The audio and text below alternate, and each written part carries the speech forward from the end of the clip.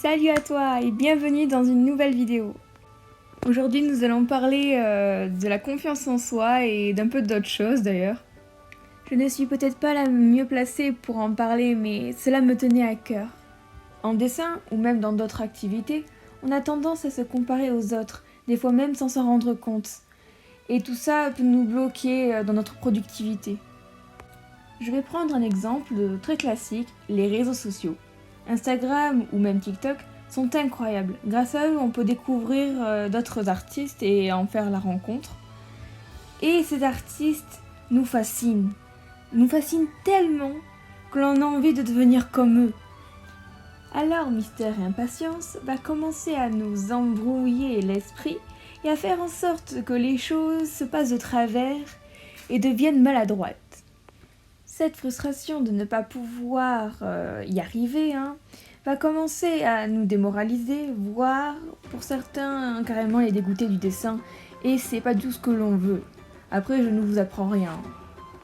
Ce genre de pensée malheureusement m'arrive souvent, et ma petite astuce quand ça m'arrive, je vais soit voir mes vieux dessins et je les compare avec ceux de maintenant et franchement ça donne un boost, ou je vais voir sur YouTube des vidéos du avant-après et franchement, non seulement c'est satisfaisant, et en plus on se rend compte que l'artiste en question a fait beaucoup de travail et que ça n'est pas fait du jour au lendemain quoi.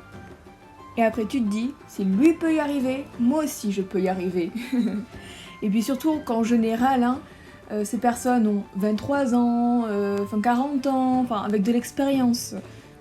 Bon, après, je vous avouerai que quand t'as une personne de ton âge ou même plus jeune qui sait mieux dessiner que toi, ça te fout un peu le moral à zéro. Mais au lieu d'envier cette personne, pourquoi pas ne pas lui demander des conseils justement. Et surtout de continuer à t'entraîner de ton côté, regarder des tutos, sortir de sa zone de confort, mais surtout y aller étape par étape. Ne pas se jeter déjà sur le niveau difficile dès le départ. Donne-toi à fond et tu verras, tout ira bien. Et malheureusement, même lorsque tu feras le meilleur de toi-même, que tu seras fier de toi, il y aura toujours des personnes pour te dire que ce que tu fais c'est de la merde. Ah bah ouais, le connard ne sait pas se taire. Il ne connaît pas la politesse. Et se mêle des choses alors qu'on ne lui a même pas demandé. Car il se fait chier en fait, le connard. Il se fait chier dans sa misérable vie, dans sa misérable existence. Et toi, toute Mimi, qui est extraordinaire, qui a un talent exceptionnel et incroyable, il va forcément t'envier. Et Michel, je te vois venir. Oui, tu es extraordinaire, oui, tu es incroyable, oui, tu as un talent. On en a tous un, il suffit juste de l'exploiter et de le travailler. Et si tu dis que tu es nul car tu es débutant, mais ça n'a rien à voir.